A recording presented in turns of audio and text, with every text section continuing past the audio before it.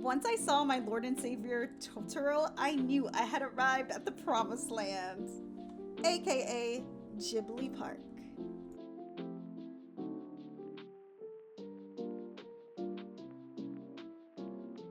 So the trip was kind of treacherous, I'll be real with you guys. I think it was over 2 hours. I went from Kyoto all the way to Ghibli Park, which was near like Nagoya Aichi, I think that's where it was called.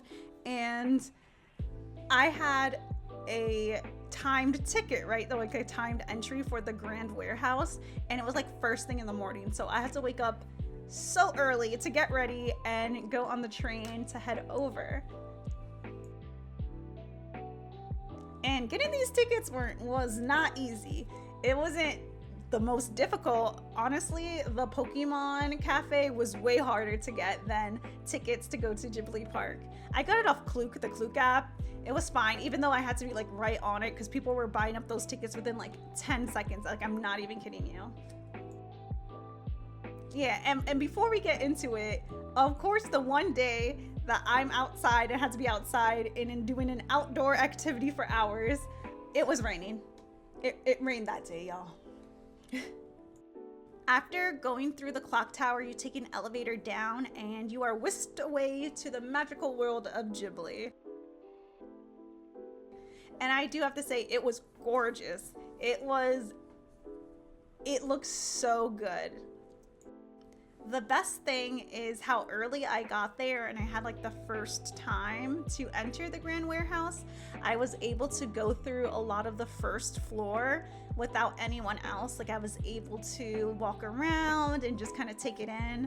There's some parts that you can't record, some parts you could. Sometimes I didn't record as much because I just wanted to take it in and like enjoy it, but I did end up getting some footage.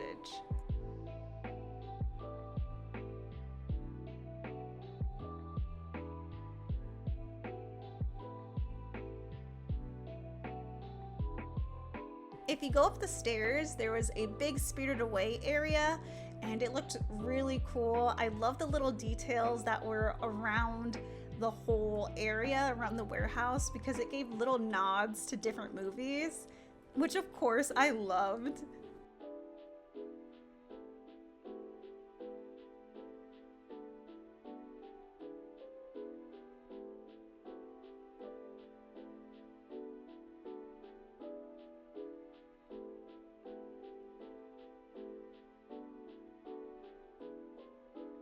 The next area I hit up was the Secret Life of Arrietty exhibition area that was there. I love this part.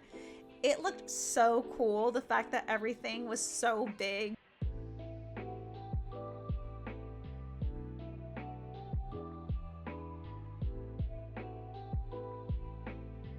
You could also visit inside her house and explore around where she lived with her family, which I thought was really cool.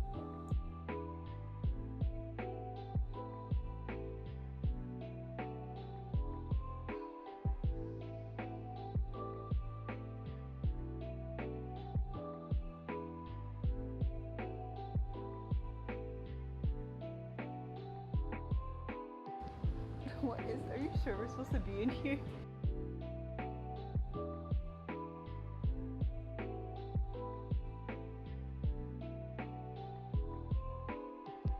Somehow I ended up in this area, which looked like a shady dungeon at first. Like, it's super dark. There was like almost no one at the entrance. So when I walked in, I was like, oh no, this isn't right. And it feels like an attic with like filled with all different types of like statues and figures and details from the movies, the Ghibli movies.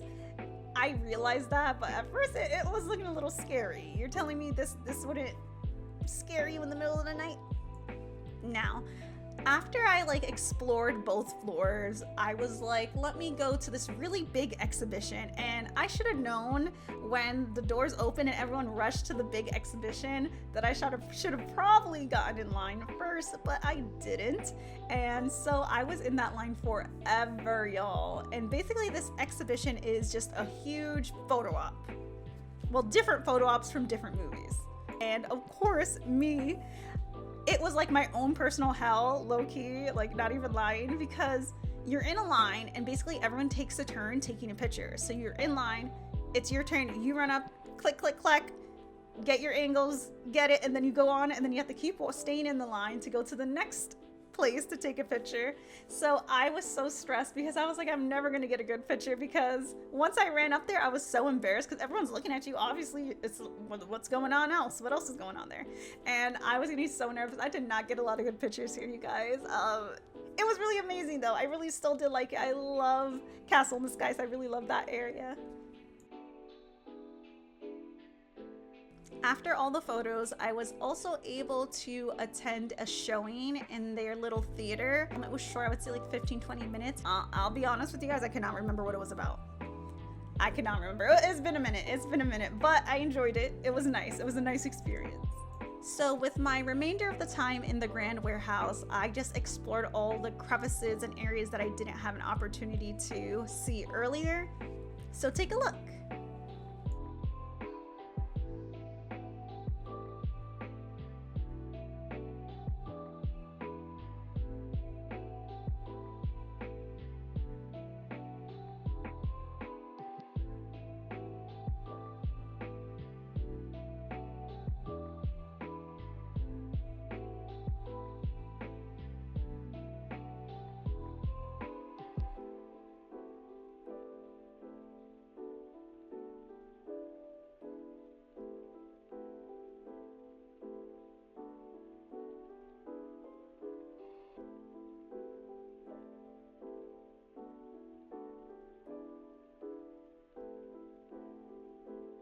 So after the Grand Warehouse, where I spent like the majority of my time here, time just really got away from me. So right after, I knew I wanted to go to the Valley of Witches. I love the witch trope, and most of the Ghibli films that I love are the ones with magic and witches.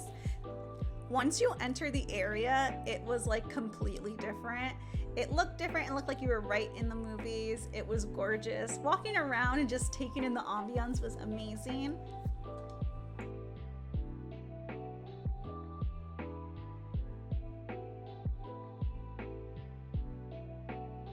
Of course, since I was there, I had to go and pull up to my man's house.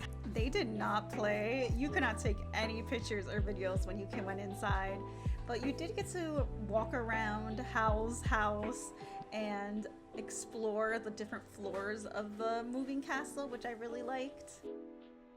And I couldn't leave the area without hopping on the carousel. I love carousels, so I got to hop on and it played the cutest music. It played that song. You know what song I'm talking about.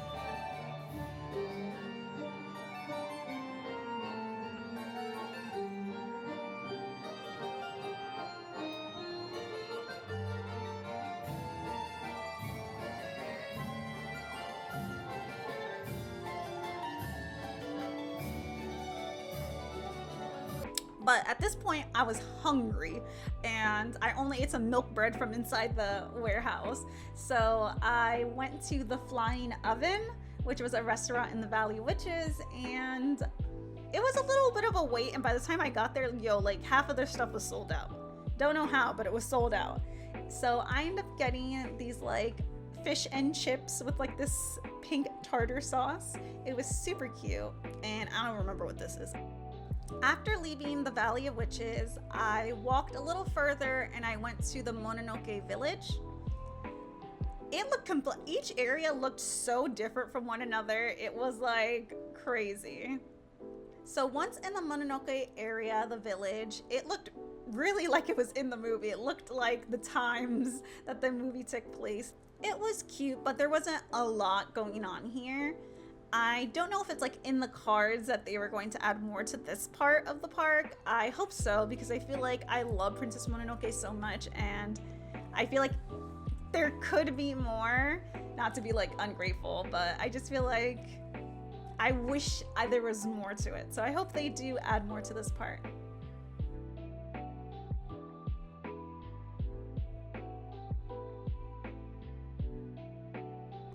After Mononoke Village, I got to take a ride on the cat bus. That was really fun and something I was really excited for. Even though it was like a short distance, just being on it felt like I was in My Neighbor Totoro, so Win-win.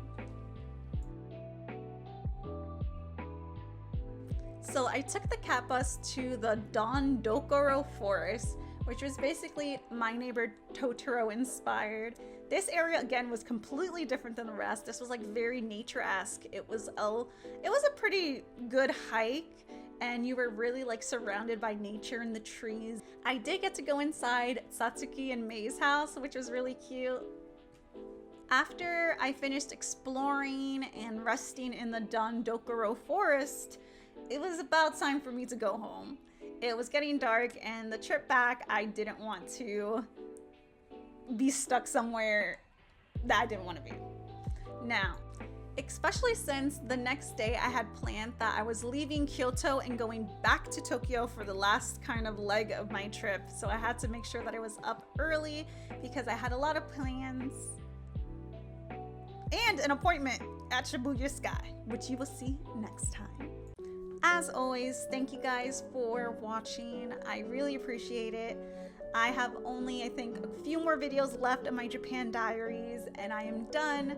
And then I could feel like I could move on to make the videos that I actually wanted to make, which were my anime videos. So if you're waiting for those, they are coming, don't worry. I ended my day with 22,523 steps. I thought I was gonna have way more, but you know what? It was a great time.